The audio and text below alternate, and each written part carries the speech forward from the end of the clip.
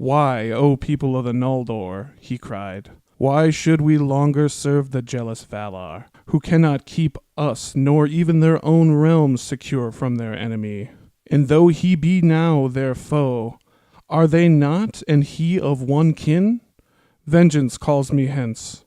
But even were it otherwise, I would not dwell longer in the same land with the kin of my father's slayer and the thief of my treasure.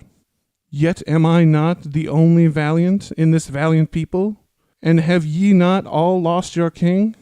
And what else have ye not lost, cooped here in the narrow land between the mountains and the sea?"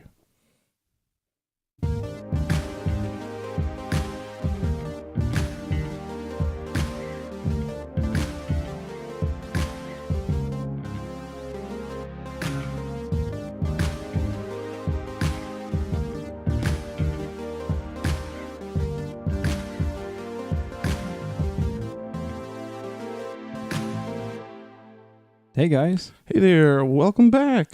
Welcome back to Keep on Tolkien. Or welcome to, it's your first episode. Episode 2 of Season 3. Yeah, this is Season 3, baby. This is where we're really hitting our stride, guys. Today's pretty exciting because we've got something new, actually. Something new. Well, I suppose if it's a new episode, it's always something new. But we're starting a new 3-part series. Yeah, I know how you guys love those 3-part series that we always do.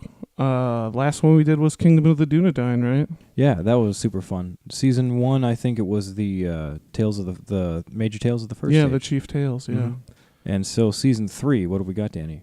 We got for you the Princes of the Noldor series. Which may very well be way more than 3 parts. For those of you out there that know, there are obviously way more than 3 princes of the Noldor. Right, there's a shitload of them. And we're going to talk about 3 of the big ones / our favorite ones. Yeah, I think these are kind of the 3 big ones. Yeah, these are 3 big ones. And yeah, it's going to be great, guys. This is kind of by popular demand, too. We've had some people ask us for character profiles of some of these princes, so we're going to be doing them now. Yeah, so we thought this was a good way to go about it. Yeah. Princes of Noldor. If you haven't figured out by the opening excerpt there, that's a quote from our good friend Fëanor. And that's what this episode's going to be about. First and foremost, who of the princes of the Noldor better to cover first? Right, yeah. The mightiest of them. Yeah, and then next week we're going to be covering Fingolfin, who's one of our favorites. That's right. Fëanor's brother. Half-brother. Half-brother. Don't forget the distinction. Half-brother in blood. But we'll learn all about that in the next 2 episodes. Oh, yes. Prepare your ears. And then for number 3, we got the son of Finarfin, Finrod Felagund. Yeah. I think Finrod's like one of everyone's favorite. Yeah, everybody loves Finrod. Kings. Yeah. So first, we'll start off briefly, just kind of talking about who the Noldor are, since we're talking about the princes of the Noldor. Yeah, it's a good place to start. So the Noldor, being a group of elves, they were the second group of elves to awake at Cuiviénen. Yeah. And we talked about, the awakening at Cuiviénen at the Sundering of the Elves episode. Oh yeah, definitely refer back to the Sundering of the Elves to get a lot more explicit information on all this. Yeah. And they were originally led by Tata, I think is how you pronounce it. Yeah, that's how I pronounce it. Yeah. Which gave them the original name, the Tatyar, rather than the Noldor. And later on, they choose Finwë as their king, and he's kind of the patriarch of the whole Noldor clan. Mm-hmm. And Finwë is the one that we talk about this in the Sundering of the Elves episode too. He's the one that they send as an emissary to Valinor first. So he's one of the first 3 elves to go to Valinor. One of the first 3 elves to see the light. And this is when we get the first distinction between basically the regular elves and the high elves. High elves. And the definition, at least what I could come up with for a high elf, is meaning that they have dwelt in Valinor at one time or another, or are descended from exiles of Valinor. Okay, so not only just the people who have seen the light of the trees, but those who descend from them. Right, like is Elrond any less of a Noldor than anybody? I mean, he is because he's half elven, but bad example. Bad example. Yeah, but you know what I'm saying, like, so yeah. Yeah, no, I definitely understand. They're still high elves. Yep, yeah. Exactly. Yeah. The Noldor are known specifically as the Deep Elves. And that kind of comes from the original term that Tolkien used for the Noldor, right? The gnomes? Gnome. The word gnome, I believe, comes from the Greek word, it's like gnosis or something like that. It means to know. So like those who know, essentially, is what a gnome is. Right. Yeah. Which kind of means those who. Yeah, that was his original term for the Noldor, because they were supposed to be, the deep, all-knowing clan of elves. But yeah, I think gnome kind of got mixed up with like yard gnomes. Yeah, exactly. So then he switched it over to the Noldor. Yeah. Or Noldo for singular. Oh, ye Noldo. And so they're deep elves, and so that means they're known for their thirst of knowledge, and also they're known for their high-quality smithcraft. Yeah, we get some of the best smiths. I think we can safely say the best smiths of any of the children of Iluvatar, right? Because that's yours truly, Fëanor. Yeah.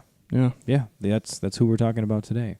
So the Noldor in Valinor, they have two main cities. One is Tirion, which is on the hill of Tuna, and the other is Formenos, which is in the north, right? I think it's further north. Yeah, Formenos is in the north, and they also have it's kind of a fort, isn't it? Yeah, it's more of a fortress than... Mm-hmm. It's where, we're going to talk about Formenos. Yeah, so let's get right into Fëanor himself. Yeah, let's talk about Fëanor. Let's talk about the birth of Fëanor, guys.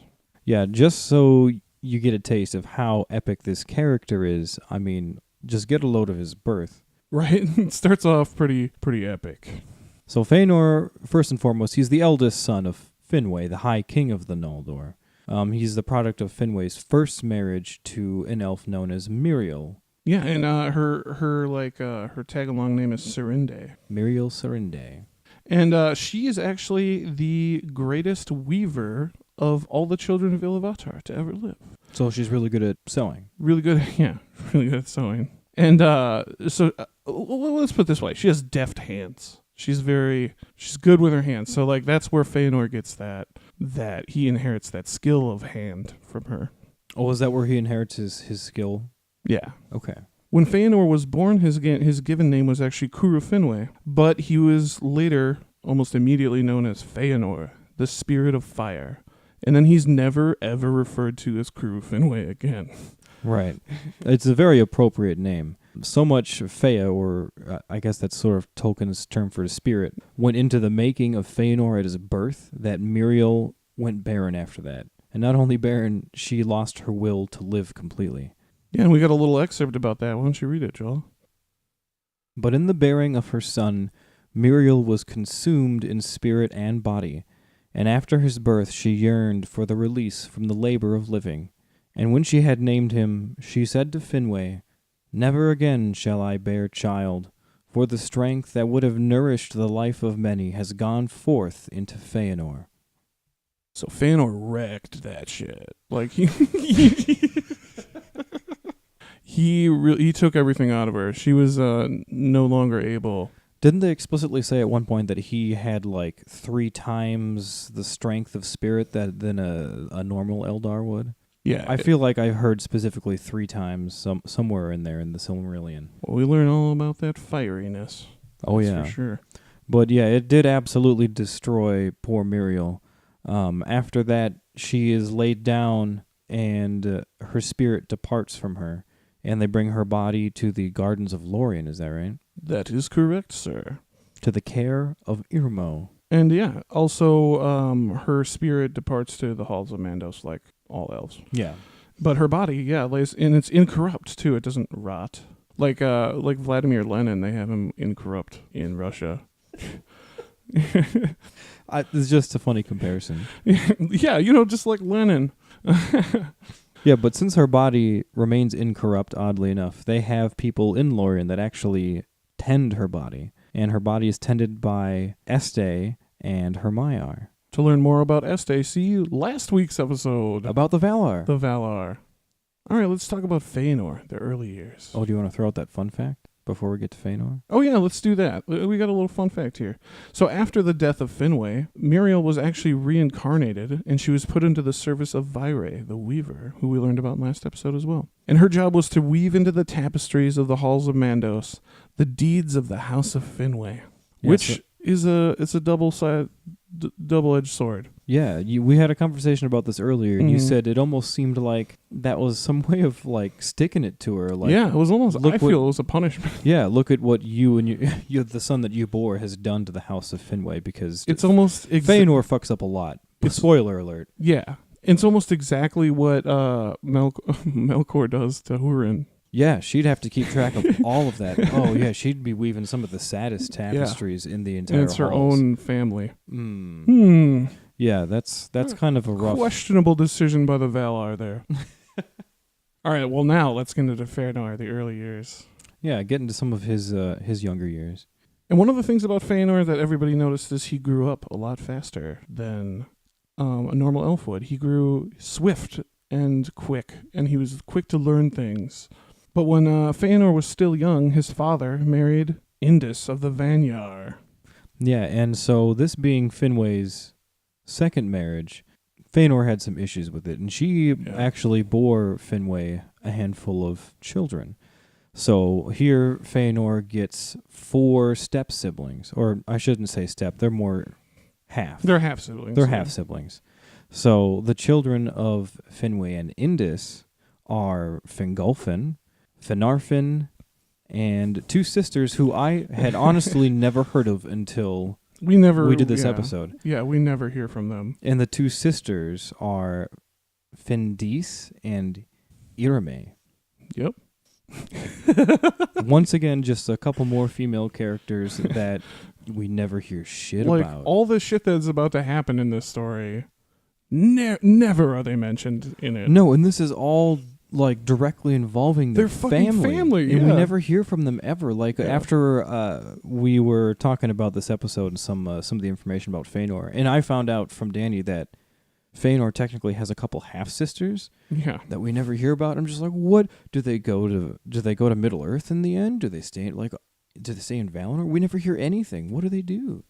And it's actually said explicitly that Fëanor has little love for the sons of Indis, but they specifically use the word sons, which leaves open the fact maybe he has a good relationship with his sisters. Maybe he's cool with them. But I mean, this brings us to our next point.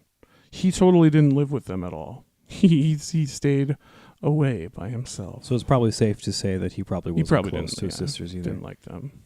Unless they came and visited all the time and they had like a really good... Maybe they're pen pals? I don't know. Well, as it is with a lot of the Noldor, Fëanor was all about learning new shit and just making some really cool stuff. Turns out Fëanor was also particularly good at it. We have a little quote here. Small quote. Fëanor was mightiest in skill of word and hand, more learned than his brothers. His spirit burned as a flame. Yeah, that kind of hits the nail right on the head when you're describing Fëanor. And Fëanor spent much of his time improving on the work of Rúmil. And Rúmil was basically the language dude in Tirion. He's the one that like was in charge of, writing things down, the scribe, I guess you could say. Yeah, so scribe is a good he's sort word. of the historian. Yeah. But more so like involved with the language and the writing. Okay, so he actually invented like the right, like language? he invented, and then Fëanor just made it better. He made it better, and he called it the Tengwar script, and it's also sometimes referred to as the Fëanorian script.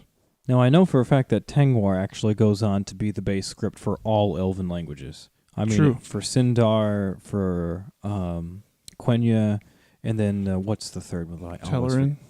Yeah. It becomes pretty much the like Arabic numbers, like it's just standard. Yeah.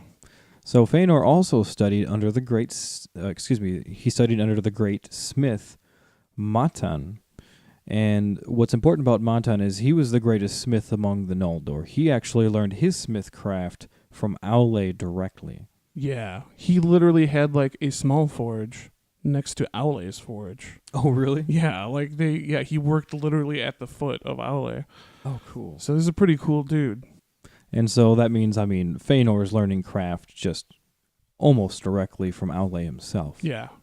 And Fëanor, believe it or not, ended up marrying Matan's daughter, and her name was Nerdinel. And she bore him 7 sons. Joel, close your eyes and tell me the 7 sons of Fëanor. Okay. I'm going to put my notes away here. The seven sons of Fëanor, I'm going to kind of go grouping them by the first letter of their names. So there's Maedhros and Maglor. There's Curufin, Caranthir, and... didn't I miss one of the M's? No. So the way I always remember it is Maedhros, Maglor, two Celegorm, M's. Curufin, Caranthir.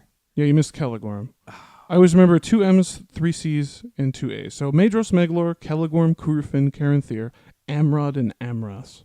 I literally just say that over and over in my head all the time. Isn't that also their order and age as well? I believe so, yes, because Maedhros is the oldest. Mm-hmm. And Amrod and Amras are the youngest, so I assume in between is also there. The 3 C's. Yeah. And a word of note about the seven sons of Fëanor, they're pretty much all complete douchebags. Yeah, for the most part. And they're all daddy's boys, too. Oh, yeah, hardcore. So Fëanor, he, a thing to note about him is he prefers to spend his time alone or with his sons. It's almost interchangeable to say, like, when Fëanor's alone, he might also have 7 dudes around him, but he's alone because it's just him and his kids, you know. Right. He seems like he gets particularly close to a few select members of his family, like his father and his sons. In Fëanor, he's restless. That's one of the main characteristics. Characteristics of Fëanor. And he's constantly trying to learn new skills and perfect previous skills. He's also kind of a wanderer. He's constantly traveling through the land of Valinor with his sons. They just want to know everything about everyone, everywhere. And they even learn the extent of the Dominion. Like, they travel to the borders of the world, basically, just because they can. Mm-hmm. And we got a little excerpt for you about that.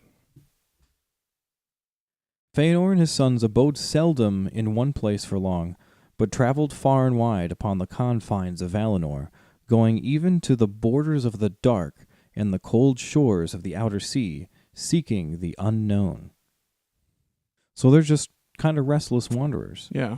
Even though they live in pretty much the most blissful place you could live in the world, they still seemed, I don't know what the word would be. They don't seem content. They're just, you heard that song by Hank Williams, Ramblin' Man? They're just rambling men. It's a great song. You should listen to it. I'll have to check it out. Everybody out there, there's this guy called Hank Williams. If you haven't heard of him, check him out. All right, we're going to get into the shit now, guys. This is where it happens. Yeah, everything up in here has been almost like prologue. Yeah. So we're going to get into the Silmarils. Here we fucking go. Yeah, this is where things really hit the fan. So the greatest of all Fëanor's works, by any account, are the Silmarils. And what are the Silmarils, Joel? Well, for those of you who don't know what the Silmarils are, they are 3 large gems made by the hands of Fëanor. Fëanor, using unknown methods, captured the mingled light of the trees of Yavanna and somehow encapsulated them into the jewels. So the jewels actually shone with the combined light of the trees. Yeah, real bright. But after a while, like all things super awesome, Fëanor began to jealously covet the jewels. And they were either being worn by Fëanor himself on his brow, which he liked to do, or they were locked away in an iron chest. And honestly, those are 2 pretty safe places. Yeah, that's about as safe as they could possibly be. Yeah, because it's like they're either in an iron chest in Formenos or attached to the most like fiery motherfucker. Yeah, like around. just try. Just try. Yeah, you just try to get those. We should do that as a as a scene. Just Fëanor being mugged. Fucking try it, man. Yeah, so over the time he began to lose respect for the fact that the light of the jewels wasn't actually of his making. He took the light from the trees and put them in his jewels. Yeah, not your original idea, man. No, that was the work of the Valar. That was the work of Yavanna. And that was Yavanna's pride and joy. Like, that was the best thing she had ever created, and arguably one of the best things anyone had ever created since the creation of the world itself. Yeah. It's like you couldn't have Quentin Tarantino without Sam Peckinpah. You know what I mean? And this also brings us to another major plot point. The unchaining of Melkor. Yes, this whole time Melkor has been in jail in the halls of Mandos. Hank Williams sings a lot of good songs about jail. Yeah. Yeah. I see a reoccurring theme. Yeah. I've been listening to it a lot lately. Oh, yes. Check it out. So at this time, Melkor, he repents, and he begs for forgiveness from the Valar. Yeah, because he'd been in jail since the sacking of Autumna, right? Right. It's been 3 ages Yeah. that he's been in captivity. Long time. So that was, right around the same time that the elves left Cuiviana. Right around there. It's been a very long time. But yeah, like you said, he repents. He asks Nienna to help him intercede with Manwë on his behalf. In Manwë, he eventually releases him. Because the thing is, Manwë is free of evil. So therefore, he can't comprehend it. He does not understand just being shitty. Like, he just doesn't understand. Yeah, he doesn't understand why somebody would be that way. Well, that person's shitty. Like, that's, you know what I mean? Like, he just doesn't understand that there's shitty people out there. Mm-hmm. Sad for him. Yeah, he genuinely believed that Melkor had changed his ways. We've got an excerpt from the Silmarillion about that. For Manwë was free of evil, and could not comprehend it, and he knew that in the beginning, in the thought of Iluvatar, Melkor had been even as he, and he saw not the depths of Melkor's heart, and he did not perceive that all love had departed from him forever. Yeah, originally, when Danny first introduced me to the Silmarillion, and this kind of stuff happens pretty early on in the Silmarillion, I was really confused when I heard that. I was like, well, obviously Melkor is a pretty terrible person. Why would Manwë, if he's such a good ruler, ever think to let him go? Mm-hmm. That's because evil hasn't really existed to anyone. Yeah, up to this point. Up until this point. Evil obviously existed within Melkor, but that was pretty much the only source of it. There was no other exposure to it. So they had no idea how to deal with this kind of stuff. Yeah, maybe he really means it. And some of the, Manwë was deceived, let's say that. Not everyone was thrown off by Melkor's repentance. And among these guys are Mandos, who don't even try to move him. No. He's like I imagine he's like the Clarence Thomas of... I imagine Mandos... speak and like just... I don't know if any of you folks listening have played any of the God of War, but I imagine Mandos to be a lot like Kratos in that he just shows no joy, like ever. Yeah. He's just always serious, has no sense of humor, and that's the way he is. Well, he hangs out with dead people all day. Yeah, I suppose you'd have to be kind of grim. Yeah. But among the so Mandos, one of them. Orome, obviously. He's not a fan of Melkor. Ulmo, who's the sharpest one of the bunch, I think. And Tulkas, whose literal purpose in Arda was to come kick Melkor's ass. Yeah, literally to just come fight him, hand to hand. Yeah. So naturally, Tulkas isn't gonna... he's probably not gonna believe it. Yeah. And here's a little excerpt about that. But Ulmo was not deceived, and Tulkas clenched his fists whenever he saw Melkor, his foe, go by. For if Tulkas is slow to wrath, he is slow also to forget. So Tulkas is not one to forget. Yeah. He remembers. He remembers, like the elephant of old. Isn't it funny that we can say that soon? The elephant of old, because they're going to be extinct in like 10 years? Yeah. Yeah. Yeah, elephants are kind of dropping dead. I'm going to explain to my nephew, who's like 6 months old, what an elephant is, like later on in life. There used to be these big things that walked around. You know what I'm saying? Yeah, it's going to be like woolly mammoths to us. Yeah, it's save the elephants, guys. This has been our Keep on Tolkien public service announcement for this episode. Save the elephants and the whales while you're at it. Next episode, we'll be talking about the bees.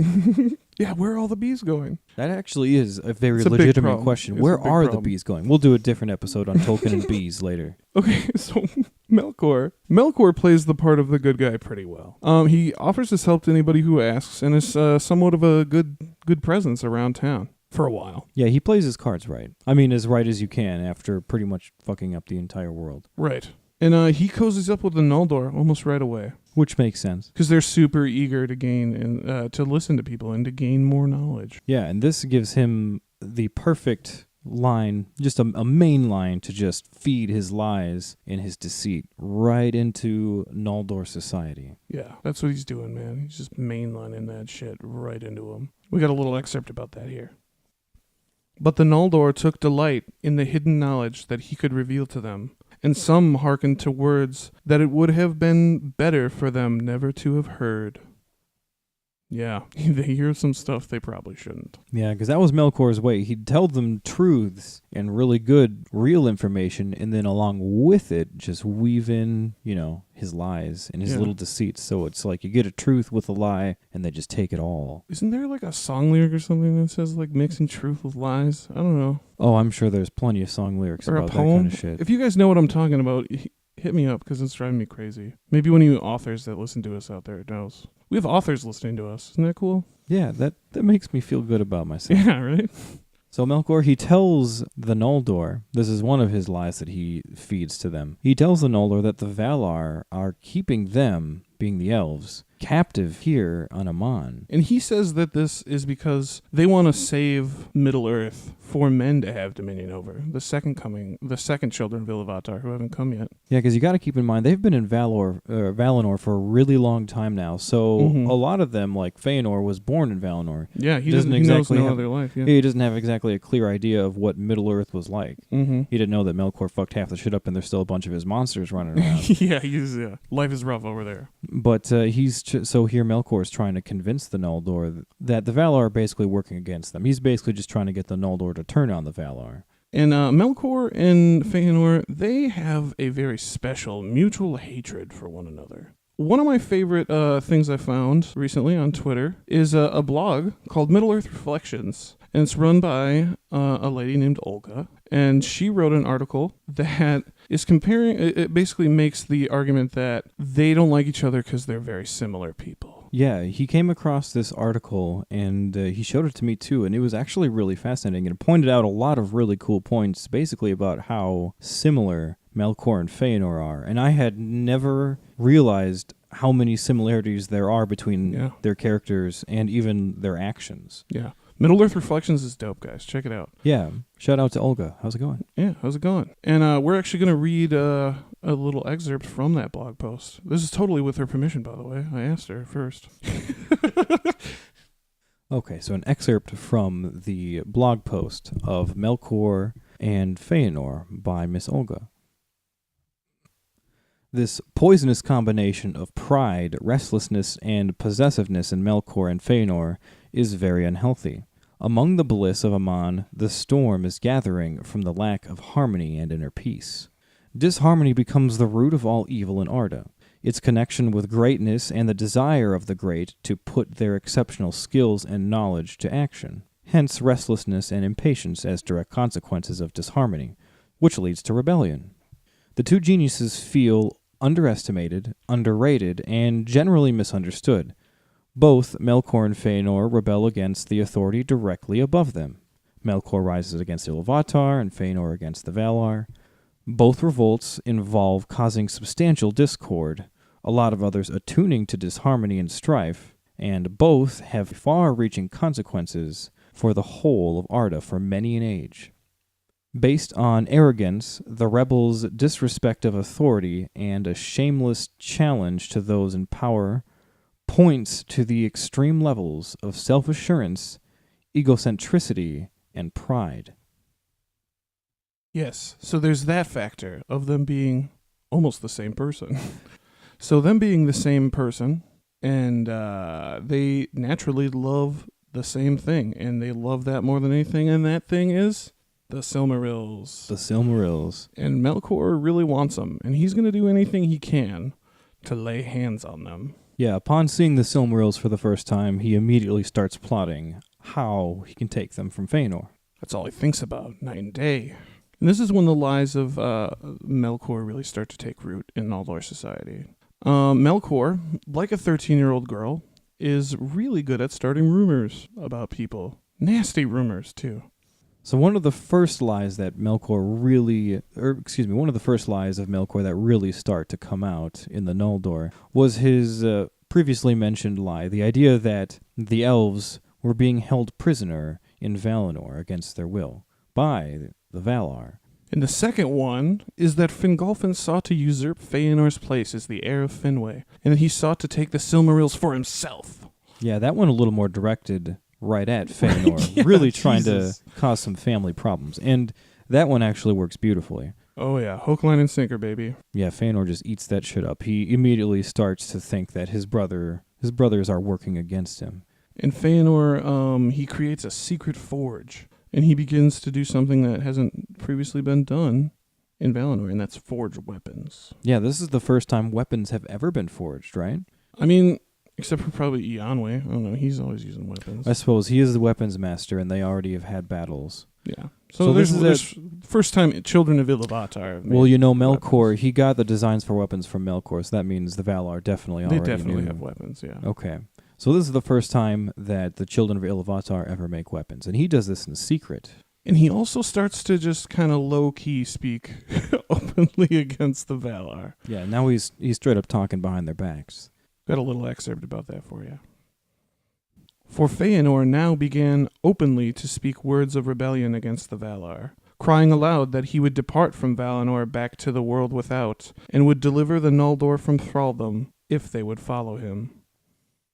Yeah, and may we also say that Fëanor is known to be a particularly good public speaker. Yes. So a lot of his public speeches, like this one, really take heart in the other Noldor. Because it's like that fiery spirit, man, like in leaders, it's contagious. You know what I mean? Like it's really effective. Yeah. He definitely inspires. And so as soon as Finwë, his father, hears about this, he's really disturbed at all these things that are going on. Yeah, because this is the original guy that told him to come here. You know? Right, and now all of a sudden there's these rumors going around that the Valar are holding them against their will, and there's, all this unrest, and Fëanor seems to be pretty pissed off about something. So Finwë calls a council of all the lords of his house to try to get to the bottom of this, because this is supposed to be Valinor. This is like heaven on earth. What's going on? Mm-hmm. And just as a side note, so this is when the episodes of this week and next week start to sort of overlap. So I tried to do more Fëanor-related things of events that have both Fëanor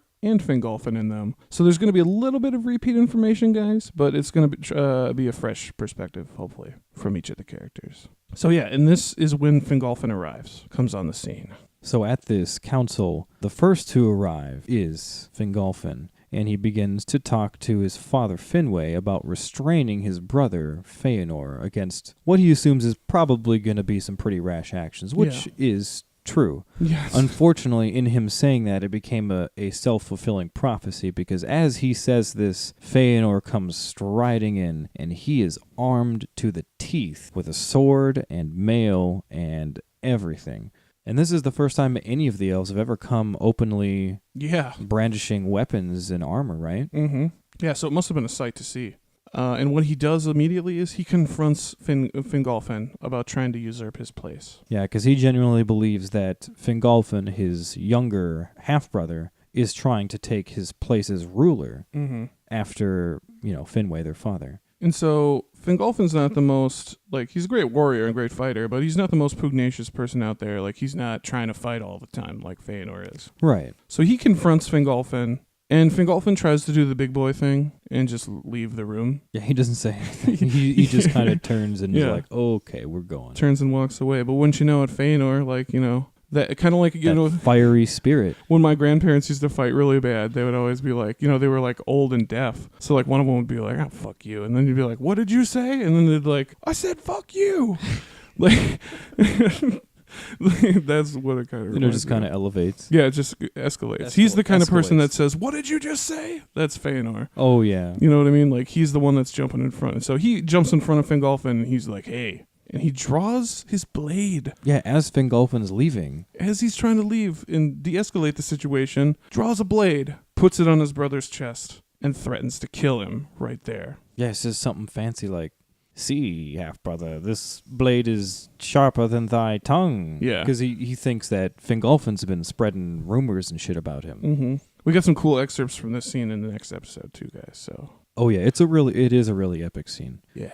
But even after that confrontation, Fingolfin once again just walks off and leaves. So seeing how quickly this escalated, The Valar now are very concerned, and they summon Fëanor to the Ring of Doom for questioning. And when you're going to the Ring of Doom, this is when we are getting down to shit and we're figuring out what's going on. Yeah. They figured they were missing something. Yeah, and so they quickly figure out that it's basically Melkor that started all this. Mm-hmm. And they get everyone that was involved or had any knowledge of the matter was present. And yeah, after a little bit of question, like not long of questioning, Yeah. they find out, oh, Melkor's a liar. Wow, big surprise. Yeah, who would have thought about that? And oh man, Tulkas, right off the bat, he's just like, nope.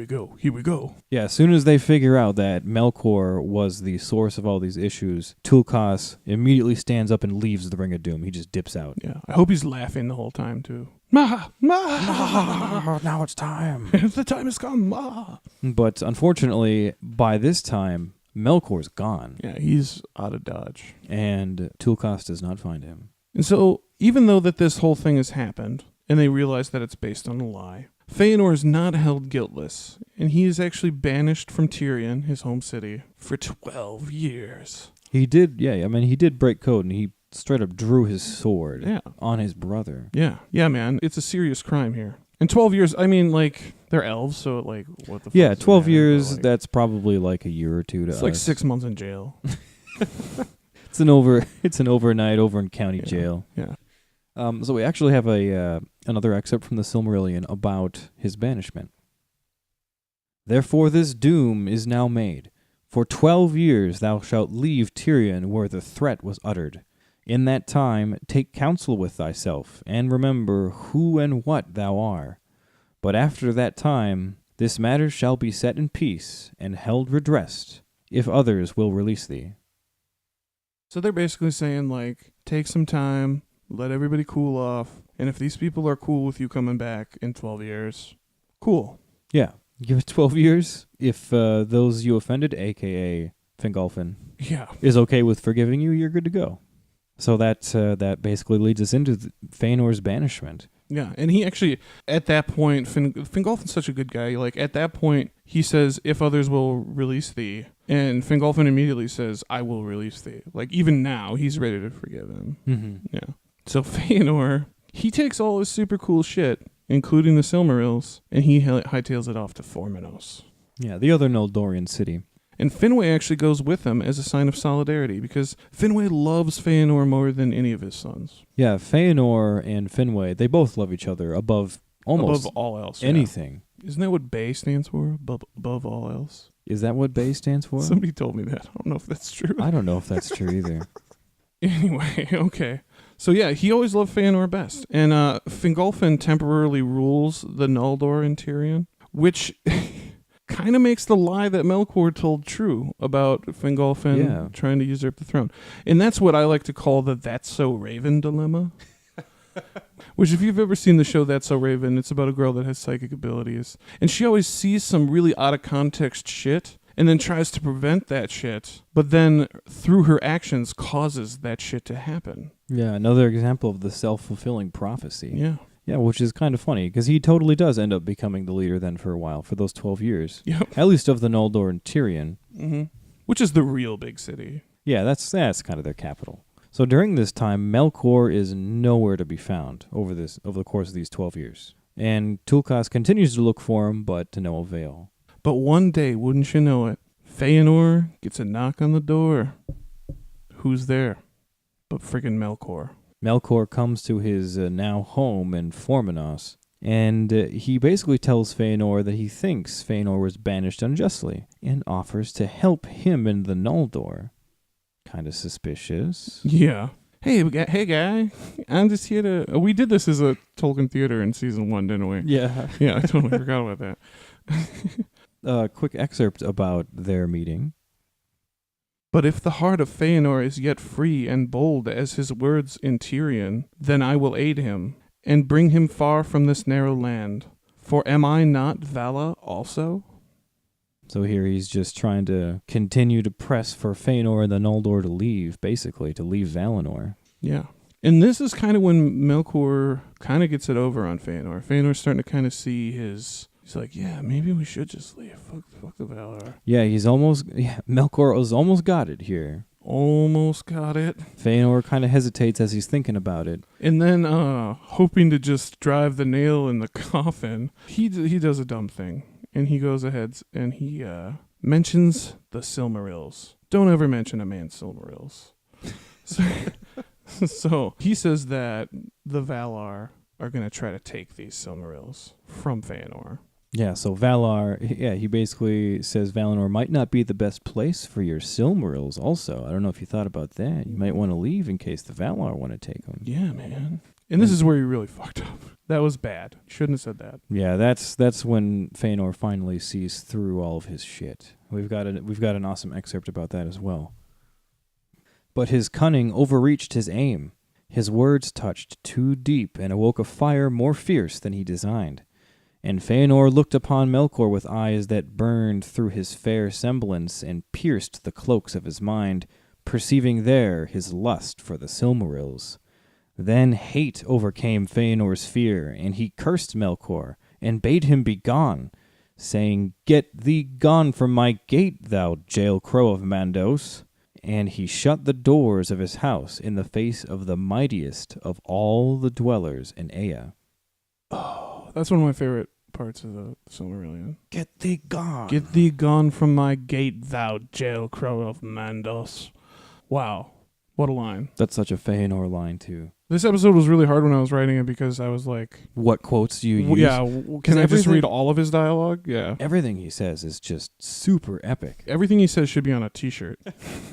All right, now we're going to get into where it really starts taking off. Yeah, so after that confrontation there, Melkor, he's obviously really pissed, but he realizes he can't do anything just yet. Mm-hmm. So he takes off. Biding his time. Yeah, he bides his time. He takes off for a while. But that's when we finally get to this event that happens at the end of Fëanor's 12 years of exile. And so, at the end of Fëanor's exile, they decide to call a council at the throne of Mandos to try to bury the hatchet, as it were. Yeah, put it all to rest. And Fëanor shows up, and he's dressed plainly, which people think is weird, because Fëanor's usually wearing, like, the coolest jewelry that he made, and, like, all that stuff. Everyone is expecting him to come super decked out. Yeah. And he's not even wearing the Silmarils, which everyone was certain that he would wear those Silmarils. Yeah, he usually does. It's kind of a symbol of his pride. But it actually says in the book he did that to specifically deny them the sight of the Silmarils. He did it to be withholding, which is a fatal mistake, turns out. So Fingolfin meets Fëanor at the throne of Manwë, and this is when Fëanor is finally released from his grievance.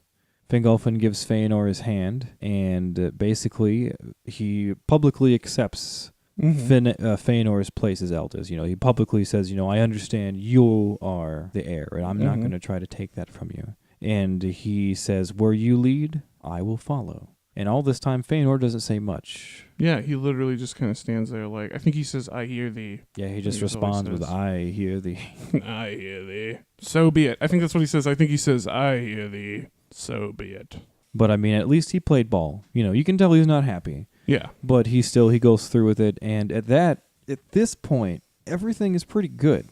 All is forgiven. And you know what that means, everyone's, feeling happy about it now. Yeah. So you know what that means. It's time to fucking party. It's party time.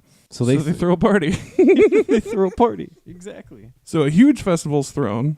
Huge. And yeah, it's to celebrate the new peace among the Noldor. And during this feast, when everybody's having a good time and everybody's preoccupied. They just got over all this shit. They just got over all the lies. All the lies. And this is when Melkor decides to make his move. Yeah, it turns out all this time that he's been gone, Melkor has actually been down south in Avathar, buddying up with a certain demon, a certain spider demon that we know as Ungoliant. Fuck Ungoliant. She's gross. She's disgusting. Melkor teams up with Ungoliant, the spider demon, and promises her basically treasure. She likes to consume treasure. She likes to consume light. She likes to consume treasure. Pretty much consume anything and everything she can. She's all about that consumption. And he promises her basically the best of the best if she helps him. So what do? Melkor and Ungoliant, they make their way over to the two trees. The coolest thing currently in Earth. Oh, yes. The coolest thing ever in Earth. Yeah. And Melkor chucks a giant spear, pierces the trunks. Sap flows from the wounds. And Ungoliant, being the fat ass that she is, goes up and drinks all the sap. Yeah, it says she like sucks it right out. I drink your sap. I drink it up. If you have a tree, and I have a tree, and my spider beak reaches all the way over to your tree, I drink your tree sap. I drink it up. That's, you guys should check out the film There Will Be Blood. You'll think that's really funny. Yeah, I'm sorry, guys. Not really, but we're having fun. We're having fun here. Season 3. Woo! So, Ungoliant, she completely sucks the trees of life. And not only that, she also poisons them as she's sucking the life out of them. Mm-hmm. And this kills the trees altogether. It also makes her huge and powerful. Yeah, she's even more huge now. Huge. She's huge. Melkor and Ungoliant, they then head up to Formenos. What else? That's where the Silmarils are. Mm-hmm. And they head up there and they scare the shit out of everyone and they all leave except for Finwë. Finwë's the only one with enough balls to stand in the doorway of Formenos and be like, no. Yeah, literally stands up to Melkor and Melkor slays him at the doors of his house. Of his own house. Mm-hmm. And then they plunder all of the halls of Formenos. They take all of the... everything. Yes. Yeah, and in Formenos, it should be noted that that's where the Noldor stored most of their precious jewels. Mm-hmm. Because like we said earlier, it was like a fortress. Yeah. So there were just innumerable amounts of just priceless jewels along with the Silmarils, and they took everything. Yeah, it's the Fort Knox of Valinor. Noldor cities. Yeah. And I mean, they said in Tirion, the roads were like paved with diamond dust. Like, imagine what their treasure hoards were like. Oh my god. Yeah, dude. Make any dwarf shit his pants. So Melkor and Ungoliant, they head up north, and they cross the Helcarax into Middle-earth. And we've talked about the Helcarax before. It's basically an ice shelf / slow-moving glacier that connects the continents of Aman to, takes you right into Hithlum, right? And Beleriand, the other Middle-earth in general, the continent. Right, yeah. It takes them from the northeastern tip of Aman to the northwestern tip of Middle-earth. It's basically Tolkien's version of the Bering Strait. Yeah. But a lot scarier. Yeah, a lot scarier. But yeah, Melkor and Ungoliant, they make it past there. And there's a few stories that we could get into right now about Melkor and Ungoliant. But after they get to Middle-earth, Melkor goes through a lot of establishing, because, if you'll recall from the Sundering of the Elves episode, not all the elves are in Valinor right now. Right. There's still a lot of Sindar. Still a bunch of elves, over. There are a bunch of folks still back in Middle-earth who, some of them have their own kingdoms and such. Anyway, there's some stories that go along with Melkor coming back to Middle-earth, but we're going to stick with Fëanor for now. Yeah, and we're going to stick with Fëanor. And we covered it in the Melkor episode, so go listen to episode 5, right? Yep. 5, yeah. Anyway, Melkor ends up in Angband. That's really all you need to know. He makes his way back to his fortress. And he puts them Silmarils up in an iron crown and wears that crown upon his head at all times. At all times. And it even says that it makes the crown particularly heavy, like it is an obnoxious weight, but he's so prideful he won't take it off. Yeah. Yeah, it hurts. It's hard to hold it up. Yeah, the Silmarils, they kind of react against evil. Like they burned his hands when he held them, and they're like particularly heavy on his head. But he's so prideful and lustful and covetous, I guess he just always wants them. Yeah. He'll put up with it. Showers with them on and everything. He just showers with the iron crown. I could just imagine that'd be funny. Turns out the crown got all rusty because he wouldn't take it off when he took a shower. So back in Valinor now, let's not forget, the greatest creations that anyone have ever known, the trees of Valinor, are now dead. Gone. They were lighting the world up until this point because there's only starlight. There's no sun, there's no moon. There was the trees, and now there's none of that. So naturally, the Valar try to get to the bottom of this. Yeah, naturally. This is a pretty big deal. So we've got a quick quote from the Silmarillion about the darkening of Valinor. Yet no song or tale could contain all the grief and terror that befell. The light failed, but the darkness that followed was more than loss of light. In that hour was made what seemed not lack, but a thing of being of its own. For it was indeed made by malice out of light, and it had power to pierce the eye and to enter the heart and mind and strangle the very will. So yeah, getting to the bottom of it, they held a great council at the Ring of Doom, like always. So at this council, Yavanna inspects the dead trees to see if there's any kind of damage control she can do. Ultimately, what it comes down to, she explains to everyone else that even the greatest of beings can create something that's so great that they could never be achieved again, and that's what these trees are to her. Right. So basically she's saying they're pretty much beyond repair, and I could never remake them. Yeah, like Orson Welles could never make Citizen Kane again. He did it as his first film and his best film. Yeah, imagine if the only copy of that got destroyed, and he was like, well... Library of Congress is like, you have to remake this movie. He's just looking at all this old burnt-up film. He's like, I can't fix it. I don't think I can make it again. Well, he's dead, so it's fine. He's dead, he's dead, so it's cool. So ultimately, Yavanna goes on to say that the light from the trees now only lives in the jewels that Fëanor made and nowhere else. She could potentially take the light from the jewels to try to bring the trees back, but that would most likely destroy the jewels. So there is this small ray of hope in that she might be able to get the trees back if she were to take the light out of the jewels to try to replenish them. Yeah. But now it kind of comes down to Fëanor, because they're Fëanor's jewels. Yavanna and the other Valar, they politely ask Fëanor if, they can... Well, it's not so polite. Some of the Valar kind of yell at him. I like this part, and there's dialogue of the Valar. Like, one of them's like, speak, Noldo. I think it's Tulkas is like, speak, Noldo. Right, because even the Valar are pretty worked up about this. Yeah, they're worked up about this. So, yeah, he straight up refuses to their faces. And we got a little excerpt about that. Then he cried aloud, "This thing I will not do of free will, but if the Valar will constrain me, then shall I know indeed that Melkor is of their kindred." Ooh. Yeah, so he's straight up putting them in a corner. Like, yeah. I don't know what you'd call it. He's straight up basically calling them as bad as Melkor if they're going to do this. This of free will I will not do, right? That line to me, it reminds me of the old Latin non serviam, which Lucifer said to God right before he's cast out of paradise. I will not serve. I will not serve. Yeah, that's what he said. That's what it really reminds me of every time I read it. And this is when things go from bad to worse. Yeah, so just as everyone starts to really start freaking out about all of the stuff with the trees being dead, now they kind of know for sure that the trees are fucked. Yeah. Fëanor's not going to let anyone bring back the trees with his jewels, so they're kind of fucked on that front. And then a messenger comes from Formanos with even worse news. So as they're in the Ring of Mandos trying to figure out what the fuck to do with the trees... If only we had those Silmarils, we could do something about it. Then here comes the messenger to let you know that Melkor has stolen those very Silmarils. So it didn't even matter that he was being a dick. Nope. Like, Fëanor, that's kind of funny. Like, he didn't have to refuse because he didn't have them. He didn't have to refuse, but you did it anyway. Yeah. Vaults are emptied. Everything's gone. Silmarils are gone. Finwë is murdered. Yeah, on top of all that, Finwë is also been killed. And this is a huge revelation because I think this is the first time anyone's been killed in Valinor. He's the first blood to be spilled in Valinor. Yeah, first one to die.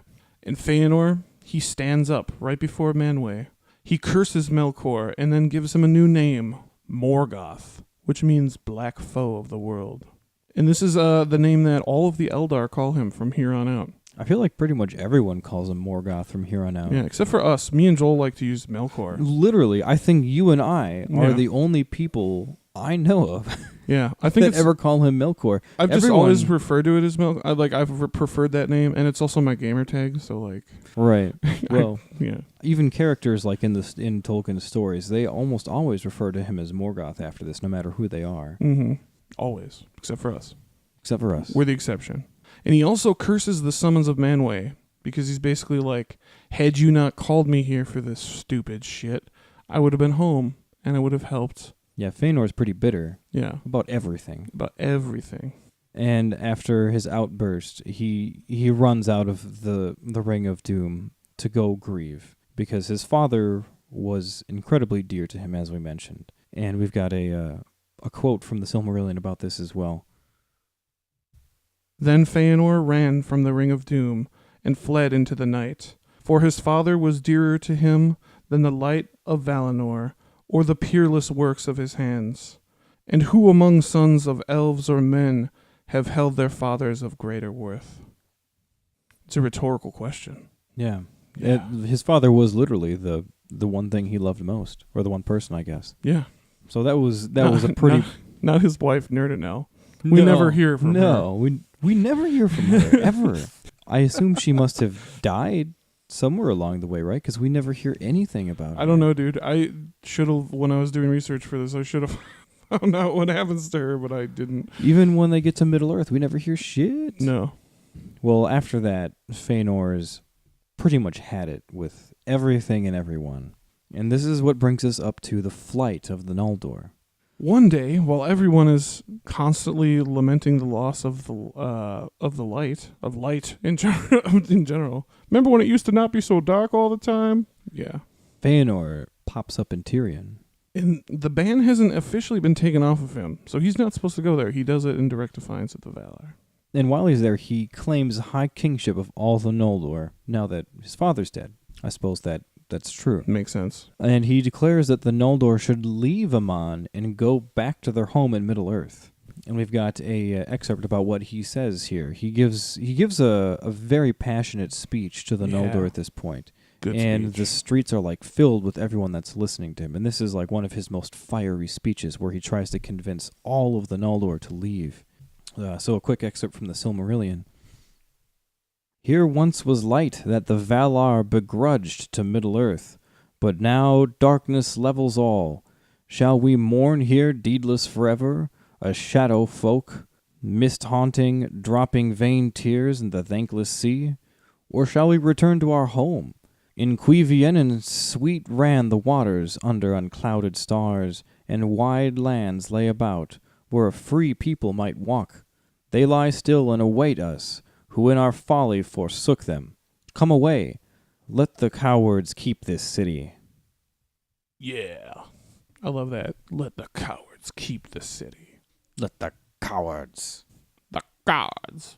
Yeah, this is when Fëanor really starts to get very confrontational with everyone. He just starts pushing people away. He then does something very stupid. He makes an oath. And this is an oath to regain the Silmarils, and also to kill anyone who stands in their way, and that he alone lays claim to them. And as he's doing this oath, all of his sons jump up, and they pull out their swords, and they put them in the air, and they take the oath with them. And yeah, they basically, they vow that they will slay anyone that keeps a Silmaril from them, regardless if it's an elf, man, beast, or Vala, or someone unknown yet. Some unknown creature. Yeah. They're going to kill anybody who takes them from them. And this oath is actually one of the biggest plot points in the Silmarillion. The Oath of Fëanor and the oath that Fëanor's sons take come into effect in pretty much every shitty thing that happens from here on out. Mm-hmm. If it's not the direct cause of it, it just makes it worse. You could almost say this is where the main meat and potatoes story of the Silmarillion starts. Like, this is kind of the incentive moment for... After the oath? Yeah. As soon as the oath is taken, it sets everything else into motion. Mm-hmm. Yeah. It's a very pivotal part of the book. And all this commotion and passion has moved the Noldor to leave. Yeah, it was successful. They were inspired by him to leave Aman altogether. And everybody... So Fëanor was a loner, right? Like, he wasn't a social guy. So, like, a lot of people didn't like him. Yeah, so I guess it wasn't quite as effective. It didn't get everybody. Well, after Fingolfin and Finarfin agreed to leave as well, that's when everyone was like, all right. Yeah, because there was a large portion of people that were just like gung-ho to go. Mm-hmm. And then there were some that were kind of like, eh. Yeah, a small portion was like, yeah, let's do it. And then the rest are like, hey, Fingolfin, what are we going to do here? And then Fingolfin's kind of like, well, I don't want to leave these people to, the rash leadership of Fëanor. Yeah, Because some of Fingolfin and Finarfin's people did want to leave. Mm-hmm. And so they were torn in this position, like, do you let the people you're supposed to be ruling just go ahead and leave with someone who you know is a terrible ruler? Yeah. Or do you go with them and help them even though you don't want to leave and you know it's a bad idea? Mm-hmm. Yeah, just try to mitigate the situation a little bit. So ultimately Fingolfin and Finarfin agree as well to go, and that's kind of what gets all the Noldor like, okay, let's do this. So let's go over who's leaving. First of all, Fëanor and his host, and his 7 sons. We've got Fingolfin with his two sons, Turgon, Fingon, and their host. Then we got Fëanor with his children, Finrod, Orodreth, and Galadriel. And they have the largest host of people. So they as they go to leave, they actually travel particularly slow, and that's actually an important point. Exactly. And we'll see in a little bit why. But about 1/10 of the overall Noldor remain in the city. I guess those are the cowards that Fëanor was referring to. The unmoved. The smart ones, ultimately. Right. So after he inspires all of these Noldor to leave... I like this part of the story. He realized... Let's get the fuck out of here! Woo! And then he actually gets a ton of people to jump on his bandwagon, and then he realizes he has actually no means by which he can transport this many people back to Middle-earth. He's got like hundreds of thousands of people, right? Yeah. A lot of people, yeah. I love that he's just like, fuck this, we're leaving. And then they're like, all right, now how do we do that? They have no idea. So they decide that the Helcarax, which is one way to get there, they decide that that's a really bad idea, and they deem it more or less impassable. A very fair assumption. And the second option is ships. Only problem, the Noldor are not known for shipcraft. No. And they have no shipwrights among them. And also, they don't really have the time or resources, even if they did have shipcraft, to build a fleet of ships to bring thousands of people over. Right. So they resolved to go and ask their friends, the Teleri, over in Alqualande on the shores, if they'd like to join them, or if not, if they could just give them their ships. Fëanor's pretty dead set to get some ships, and these are the only ones he knows of. Yeah, they got boats. Let's go ask them. And this leads up to one of the first real crimes after the oath, right? Crimes against elfmanity. Yes. So Fëanor and his host, they get to Alqualande first, because they're the fieriest and the fastest. So they get there first, and they meet with Alwë, the leader. They tell them the story of what's going on, they fill them in, and they're like, hey, you know what? You Teleris are cool. How about you join us? Take those sweet ships over there. We'll never come back. Yeah, let's get out of here. But the Teleri have absolutely no desire to leave. Why would they? And they basically just say, no, obviously we're not going to go, and hell no, you are not going to use our ships. And Fëanor gets pretty upset about that and tries to tell them that they owe the Noldor as much. Comes back and I'm like, we're the one that taught you how to build cities. And he's like, yeah, but you didn't tell us how to build our ships. Still a no-go. Not happening. So Fëanor decides to do the next best thing. We're going to kill them all and steal their ships. Yeah, a pretty big dick move. Right, a Fëanor move. Yeah, trying to take these ships by force, and obviously it just breaks out into a huge battle. And this is the first elf-on-elf kinslaying ever. Kinslaying. And this is like a particularly horrible crime. Yeah, and all great movies or whatever, there's 3 of them. 3 kinslayings. This is the first of which. The first of 3. All as a result of the oath of Fëanor and his sons. Yep. So many Noldor are cast into the sea and killed, and 3 times the Teleri drove the Noldor back, despite the fact that the Teleri were barely armed. Right, yeah. The Noldor, like we said, were the first ones that started making weapons, so... Yeah, so they had, shields, swords, and whatnot, and the Teleri, they only had slim bows. Yeah, slim bows. Maybe tools that were like... Yeah, some masonry tools, I guess. Pitchforks, I don't know. Hitting them with 2x4s. Dumping boiling oil out of windows and stuff. I hope they got real gorilla. But unfortunately, Fingolfin's host shows up late to the party, and they see that there's a battle already going on. Battle in progress. This is pretty confusing. So Fingolfin and his host, they figure the Teleri were the ones that were the aggressors here, and maybe the Teleri were doing this on behalf of the Valar, trying to stop them from leaving. He wasn't really sure. Who knows? Yeah, it's like if you come out of a bar and somebody's beating the shit out of your friend, you don't really ask questions. Right. This is a split-second decision. Yeah. You got to decide. Now, people are dying. Mm-hmm. So naturally, he jumps in to help out his family. And so Fingolfin and his host joins the fight. And the tide of the battle is completely turned, and the Noldor are victorious. Almost all of the Teleri are killed. But they got them ships. Yeah. They got those fucking ships. The ships are secured. So after the battle, they don't immediately leave because they're very tired from the battle, and many of them have died, so they're kind of sad. And they don't know how to sail. But Ase, who we learned about in the Valar episode, he's one of the Maiar of Ulmo. He likes the coasts, and he got really mad, and he started making storms, and the storms sank a bunch of the ships. Yeah, Ase's wrath. Ase is the one that is always associated with the wrath of the sea, like storms and crazy waves and things. So he's the one that likes to really stir things up. So he just fucked up those ships. And at this point, they encounter a hooded rider. This is after they come back to shore, because eventually they do get back to shore. They go up. No, the Noldor ride those ships north of Alqualande a bit, and they park up there. And this hooded rider that they come across, he could be Mandos. We're not really sure. But he issues what is known as the Doom of Mandos. Another important turning point in the Silmarillion. So the Noldor are banished from Valinor. The messenger says that their struggle against Melkor will only bring them more grief, because that's partially why Fëanor wants to go to Middle-earth. He seeks revenge. Mm-hmm. Yeah, and he says it'll be utterly hopeless. The fight against Melkor. Mm-hmm. Yeah, I mean, how could you hope to fight him as an elf? I mean, he's the most powerful of the gods that you're hanging out with. Anyway. They're cut off in the eyes of the Valar. You're cut off.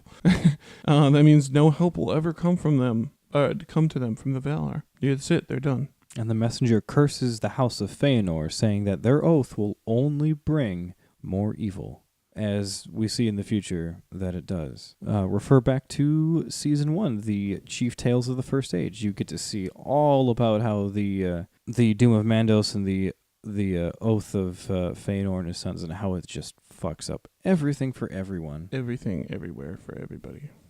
So after hearing that, some of the Noldor repent. And Finarfin and his host, they actually turn back and they go back to Tirion. That's only because they did not take place in the kinslaying. They didn't get there on time. Right. Like we mentioned, they were the largest host, so they moved the slowest, and they actually missed the kinslaying altogether.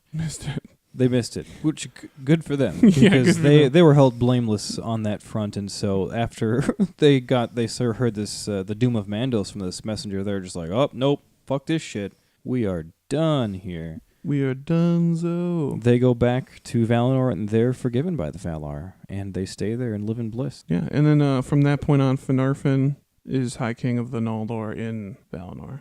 And then Fëanor is what's known as the High King of the Noldor in exile. Because this is when we get the split. So after a good portion of the host basically turns back and repents after the Doom of Mandos, Fëanor just kind of doubles down on everything. You know, he's like, we still got to get to Middle-earth. Like, I'm not going to let this stop us. Fuck the Doom of Mandos. We're going to make epic songs about what we do. We're way too cool for this shit. We're going to go down in history as strong, independent elves. So Fëanor and his host that he still leads, they still mean to leave Valinor. But they still have this issue of not having enough ships. Yeah, big issue. So Fëanor and his sons, and his most loyal, they plot together, and they decide to take the ships and sail away. So Fëanor and his closest, they take the few ships that they have, they get to the other side, and they set foot and land in Middle-earth.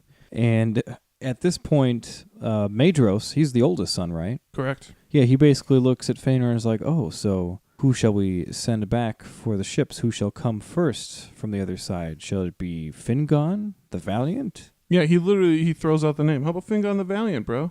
Yeah, he's like, so who are we going to send these ships back for next? And Fëanor's just like, what? Yeah, and he suggests Fingon because he's his beloved cousin. They were really good friends before all this stupid crap started happening. Yeah, before we started getting all this unrest and stuff amongst the Noldor. They all had friends. They were really close. They were like family. Yeah, they're cousins. They're cousins, literally, bro.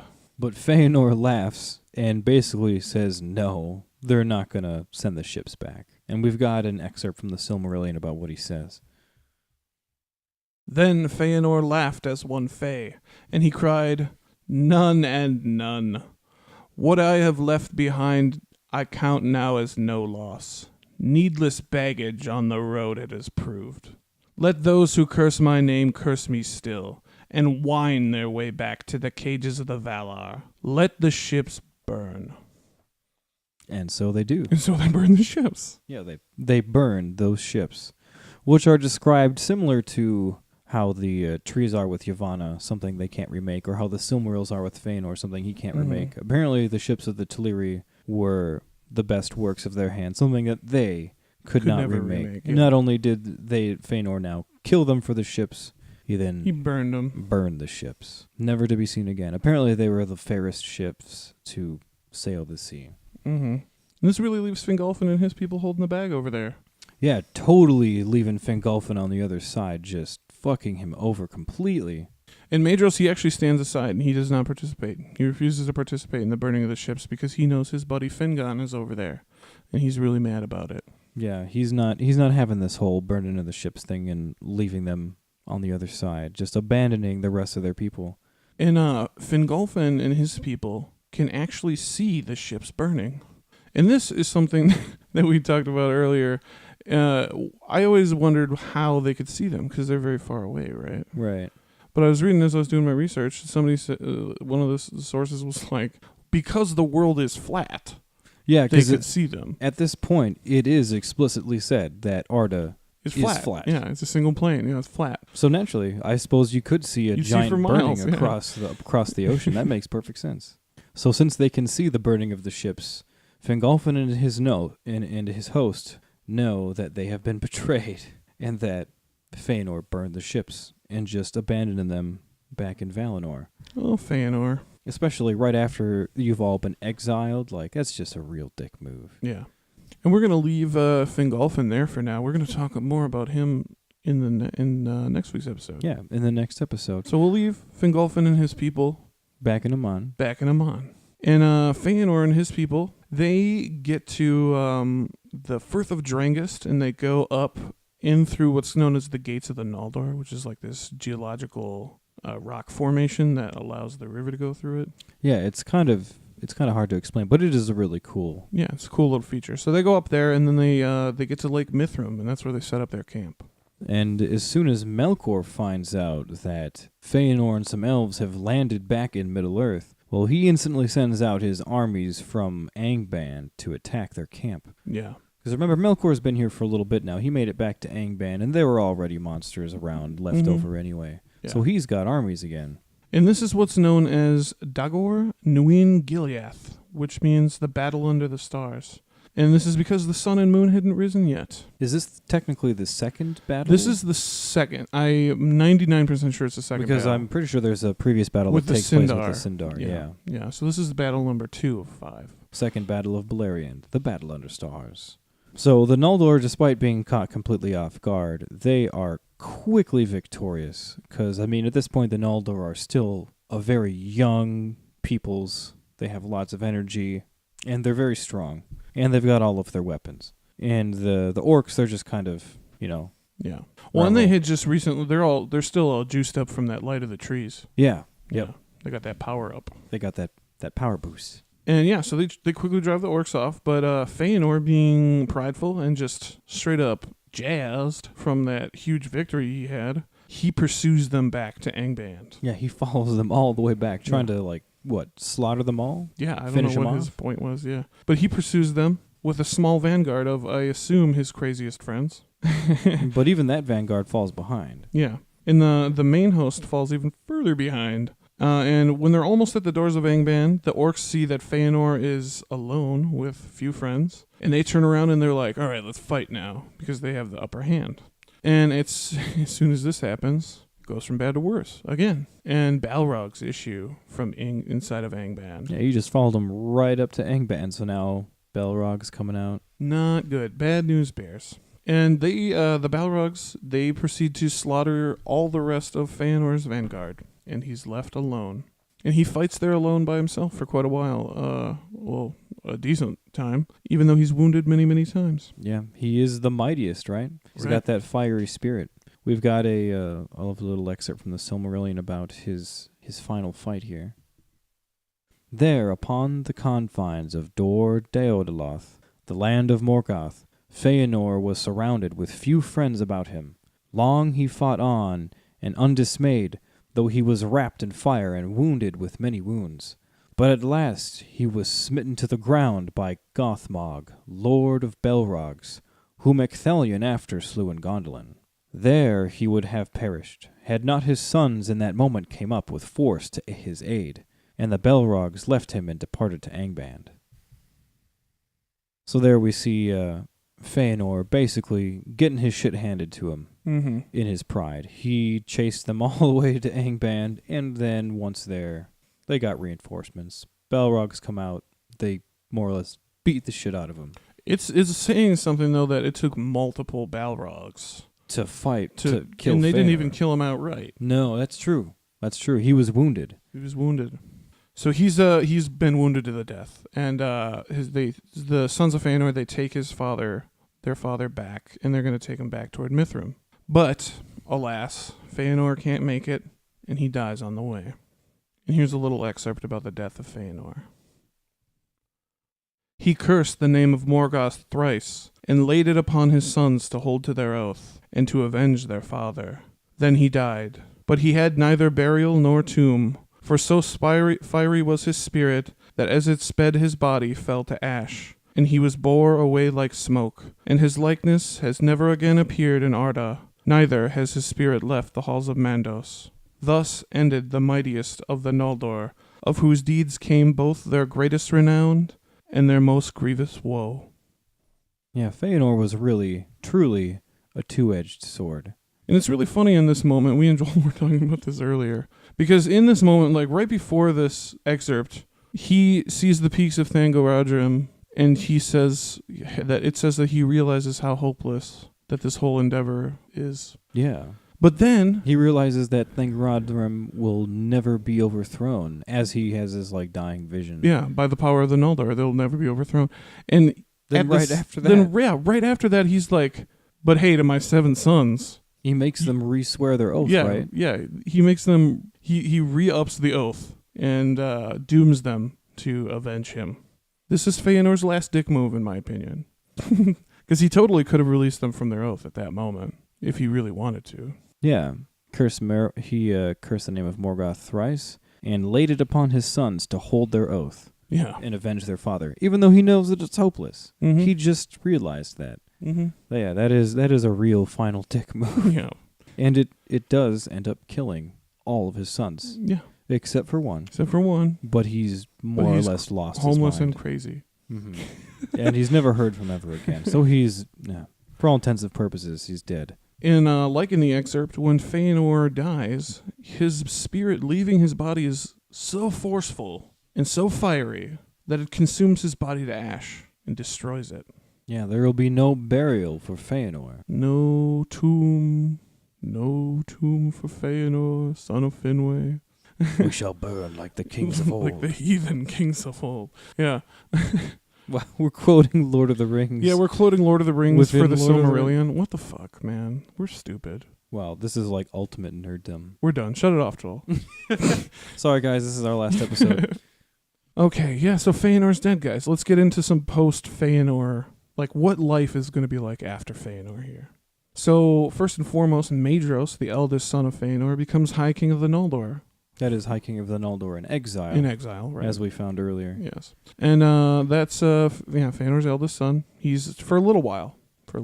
Yeah, he's the High King for not very long, but yeah, and we'll get into that in the next episode. So let's not forget also about Fingolfin's host. So after the death of Fëanor, Fingolfin's host finally makes its way to Aman across the Hellcrax.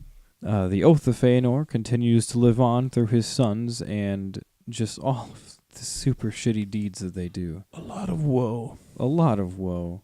And after that, the Noldor are in Middle-earth, and they're cut off from the Valar. Yeah, so any of the Noldor that left to Middle-earth, they're pretty much completely abandoned by the Valar. You're on your own. Yeah, from here on out. They are left to the devices of Melkor. And the Valar refuse to intervene in any way against Melkor. Up until Eärendil, the high star of hope, right? See some episode from season 1. Season 1. It was, oh gosh, that was towards the end. Yeah. There's so many. There's too many episodes now. There's too many. I can't remember. There's too many. I think it's the one right before the finale, so I think it's 14, but I'm not going to.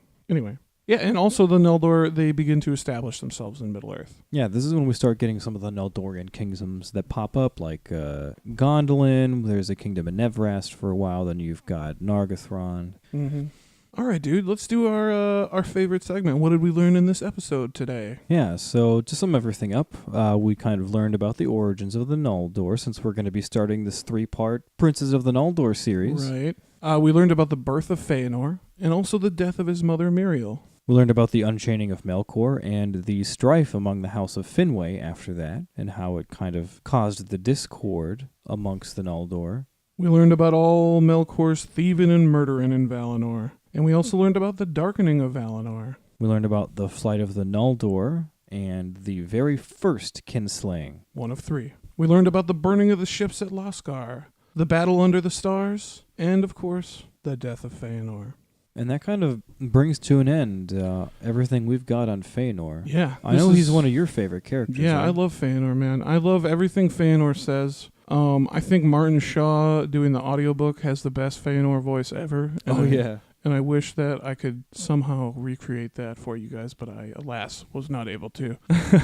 Yeah, I love Fëanor. He's a complicated character, but he's part 1 of 3. Mm-hmm. So that's it, part 1, guys. Thanks for listening. I'd like to say a big thank you to Middle-earth Reflections, and you can find, her name is Olga, and you can find her at melody_muse on Twitter, or read her blog at www.middleearthreflections.com.